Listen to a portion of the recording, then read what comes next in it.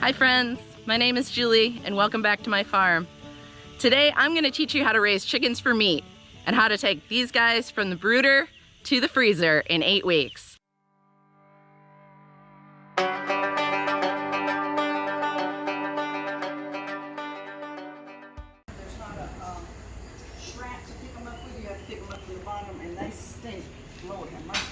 Hopefully they're going to be okay. Hopefully it's just poop. Yeah, exactly. Thank you. Have a good day, y'all.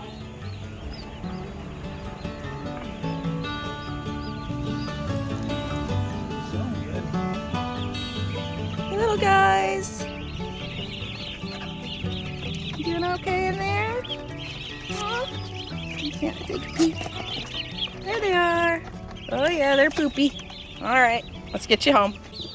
We just received our batch of broiler chicks. They look really good. So we're getting them in the brooder. Getting them under a heat lamp, making sure they get a drink of water.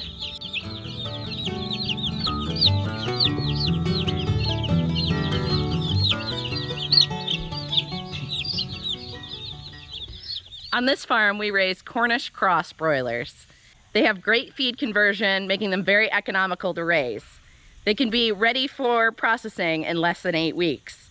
We also love the quality of the meat. It's always very tender. We raise them out on pasture and rotate them around in these hoop house style tractors. Now there are some other options for meat birds. There are heritage breeds, which usually have a great rich flavor, but take a little bit longer to raise, can be more expensive, and you tend to get a smaller carcass weight, which means less meat. There are also some great in-between options. These are called Freedom Rangers or Red Rangers.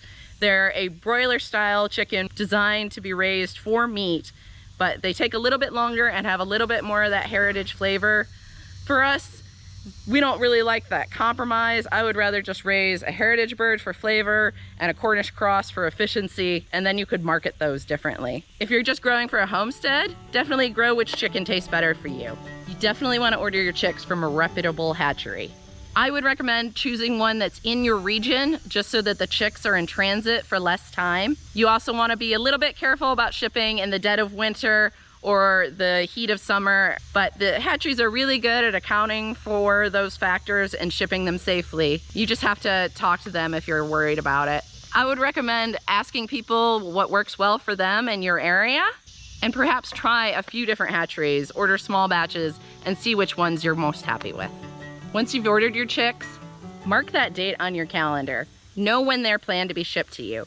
Now, most hatcheries will email you when they've shipped with the tracking information, but that's not always the case, nor is that tracking information always accurate. Be ready when the post office calls. Expect them to call early in the morning. I've gotten calls as early as 5 in the morning. I've gotten them at 5 p.m. as well. So be prepared that day and know that those chicks are coming, and that as soon as the post office calls, you're gonna wanna be ready to get in your car and drive there and get them as soon as possible. And if you live in a small town like I do, the postal workers know you, and they will get very annoyed if they're left with chirping chicks in their office all day. It gets loud in there and they want them gone as soon as possible. It's important to have a plan for how you're going to care for these birds for their entire life cycle. They're gonna grow fast, so you need to be prepared before they even arrive. The space requirements for these chicks for the first week or so of their life is only about 6 square inches of space, but that's gonna change very rapidly. Our strategy is to have an adjacent brooder that is much bigger that we can easily move them to when the time comes. They will spend about a week or 2 in the small brooder, a week or 2 more in the big brooder, and then by the time they're 4 weeks old, they'll get moved out to this chicken tractor, and they'll get moved around the pasture twice a day for the rest of their life. It's best to have all your equipment and your brooders and any future tractors or fences or whatever you need for your poultry ahead of time before they even arrive. When I say be ready for your chicks, I mean have all your supplies on hand ahead of time. You don't want to be scrambling to go to the feed store while your chicks are waiting with no food and water.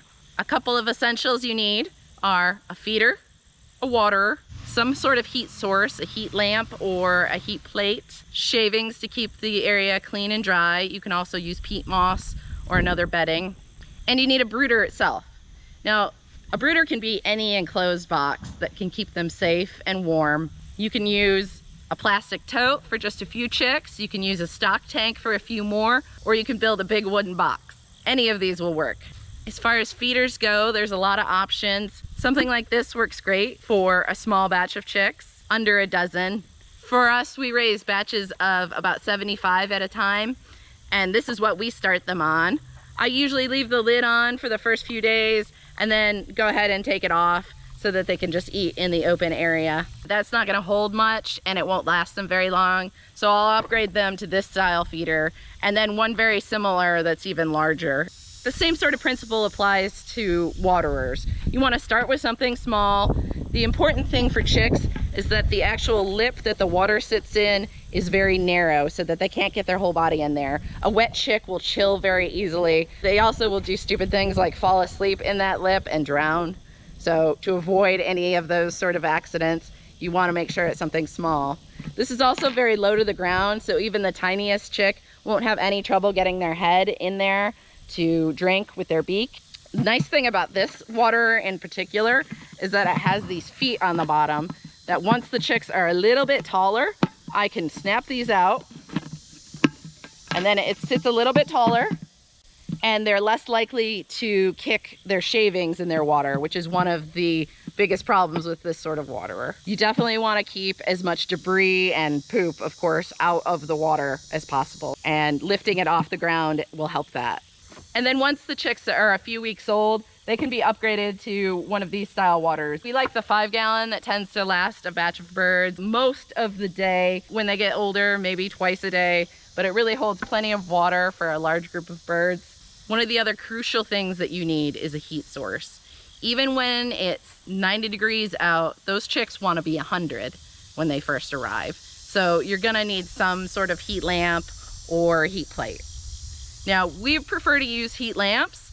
I'm just very careful to secure them. They can be a fire risk. The heat plates can mitigate that, but not as many chicks can fit under them. So they both have their pros and cons. You just have to figure out what works best for you. We also use these 250 watt bulbs. They put out plenty of heat. You want it to be a red light so that you can leave it on at night and it's not illuminating the chick's area.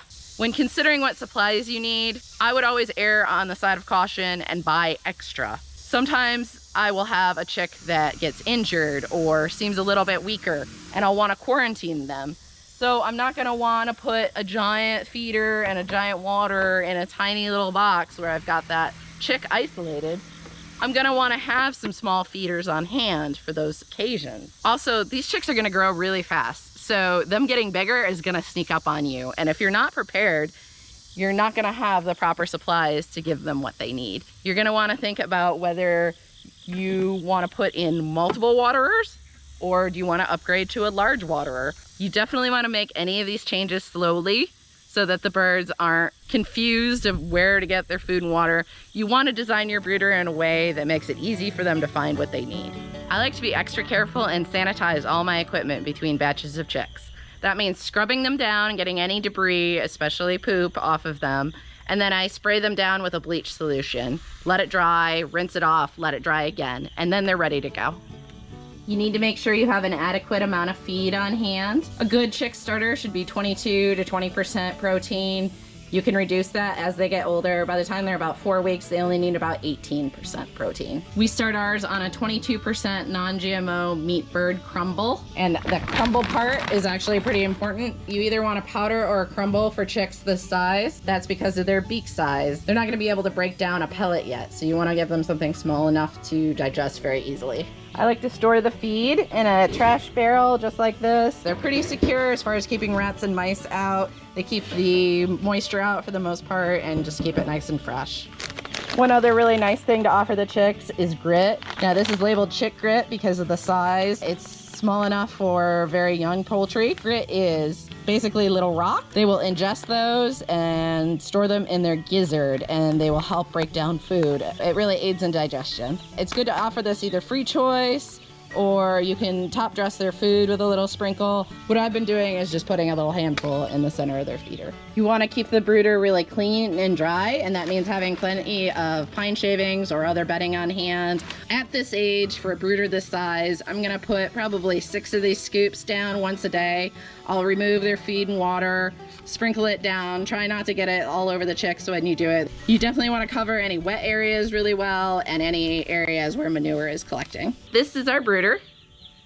We built this out of some plywood and some 2x2s a few years ago, and it's held up pretty well. We also added this hardware cloth top, which helps prevent predator attacks like rats, because we've had problems with that in the past. Of course, predators can be a big concern with these tiny little chicks. We have not had any problems with rats or any other predator getting into our brooder since we built this.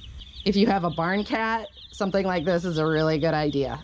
One of the biggest dangers for these guys is actually bunching up and suffocating each other, which is why keeping them warm is one of the most important things you can do. It also stimulates them to drink, and when you stimulate them to drink, that stimulates them to eat. Sometimes corners can be danger areas for brooders. Sometimes people will attach simple rounded corners made out of cardboard, and that can help avoid crushing in the corners. I just prefer to keep a really close eye on them, and as long as you're keeping the heat balanced and giving them plenty of space to move around, that shouldn't be too much of an issue. So I've got my heat lamp. I've got it secured with a screw and a tie, as well as the cord. I've got the small waterer in place. I've still got the feet down because these guys just arrived yesterday. And then for this batch, I'm actually experimenting with a different way of feeding them. This is the bottom from an old waterer that we're no longer using, and I'm just using it as an open tray feeder. Now, I haven't liked this approach in the past because, as you can see, they are pooping in it a little bit, but it is really easy for them to find it, and chickens like to scratch on the ground that they eat, and this allows the chicks to do that. I have most of what the chicks need on this side of the brooder right now. As they get older, I might expand and put another water on this end, or maybe just move the food down. I want them to be concentrated in the warmer area of the brooder. I also want to create temperature zones in this brooder. So I want there to be a definite warm area that they can go to and a definite cool area that they can go to. And that way they can regulate their own heat, and I don't have to worry about them as much. Now, there are some key signs to whether your chicks are too hot or too cold, and most of them are pretty intuitive. If they're all huddled up in a small pile, bunched up right under the heat source, then they're probably too cold. We deal with that by either adding a second heat lamp or insulating the top of this brooder so that more of the heat stays in. If your chicks are too hot, they'll probably be really spread out, maybe concentrated on the cool side of your brooder, and they might even be panting. Besides temperature, you also need to be cognizant of humidity, especially if you're gonna cover your brooder and insulate it. You don't want the humidity to build up so much in there that their feathers start to get wet. They'll look like they're sweaty, and you definitely don't wanna see that either. Even if you are having to insulate it, make sure that you're leaving some area of ventilation and that you're opening it a few times a day to allow some of that humidity to be released. When your chicks first arrive, you want to count how many are in the box. You can do that as you unpack them or before you start if you're going to lose track. You also want to make sure you handle them really gently. You want to just cup them in your hand with as little force as possible to control them. You want to tuck their wings in so that they're not flapping, and you want to tuck their feet in if you can as well so that they're not scratching you. But really, really gently. I'm barely holding my hand together. And as you can see, he's pretty comfortable. Something else you can do when you first unpack them to give them just a little bit of a leg up is to dip their beak in the water. You can do that by simply sliding your thumb over their head and then just dipping the beak. And that's all it takes to get them to take their first drink of water. After that, they'll figure it out. And you don't have to do that with everyone you unbox. If you maybe do it with like 20%, the others will learn by watching. Some people will dip the beak in the food as well. We don't generally do that. I actually prefer to keep the food out for the first hour or two. Sometimes thirst can be confused for hunger, and I feel like it's most important that these chicks get hydrated and that they don't eat a bunch of food and get impacted before they've taken a really good drink. Now, my top tip for raising chicks is just to check on them very frequently, especially in the first few days. These guys are very fragile, and if they do encounter any kind of problem, there's very little time to deal with it before that's the end. You want to make sure you're checking on them all the time. Now, I did mention that heat is very important. This is something that you're going to have to balance throughout the day, especially if your temperature fluctuates throughout the day where you live. Here, it could get into the 60s at night and be in the 90s during the day this time of year. So during the day, I will leave this open. I might turn the heat lamp off for short periods of time. But at night, I have to insulate this brooder. I have to put a cover over it so that they can stay warm enough. You really have to check them all the time. Those first few days, I really recommend even getting up in the middle of the night at least once to check on them. Like I said, problems can get out of hand in a hurry with these tiny guys, and you really need to be on top of it. Some early pitfalls to look out for are chicks getting weak. When you pick them up, you want them to feel like they have a little meat to them. You don't want them to feel all bony. You want them to be warm. So if they're cold to the touch, that's a very bad sign. You want them to struggle a little bit to get away from you. A good indication of how strong your animal is or how vibrant they are their eyes. You want the eyes to be wide open and bright. If their eyes are shut, that's a good sign that they're dehydrated. You definitely want to get some water in them and make sure that they're getting to the heat source. Another pitfall you want to look out for is what's called pasty butt. And that's simply the bird getting poop crusted on their vent. That will prevent them from defecating properly in the future. The solution to that is just to get a warm washcloth and just really gently wash that off and clear any debris from the vent. You may have to check the birds a couple times. You don't want to get them super wet because wet equals chill, but you do want to get it nice and clean. You also want to try and mitigate any chance of injury. Sometimes birds will find the tiniest little corner or dangerous thing to get hurt on. Just the other day, for the first time, I had one get caught on the handle of the waterer. He was hanging by his leg. Luckily, he was fine. But that's never happened before, and it'll probably never happen again. It's one of the reasons that you need to check them frequently, though, because these birds are not smart, and they will get themselves into trouble. And lastly, I just want to say, have fun with your birds. It's a great experience. And these guys are super cute at this age. They're a great project for kids to learn some responsibility. Like I said, they can be ready to go in just 8 weeks. So it's a very short-term commitment. If you end up not enjoying the process, then it's over in a hurry. You still have a freezer full of meat, hopefully. If you do run into trouble, remember, we've all been there. Things happen sometimes. It's not because you did anything wrong. It's just a learning experience. We plan to do a whole series of videos following these chicks from brooder to freezer. So if you'd like to see that whole process, make sure you go ahead and hit the subscribe button, and then you won't miss any of the future content. Thanks for watching, guys, and we hope to see you next time.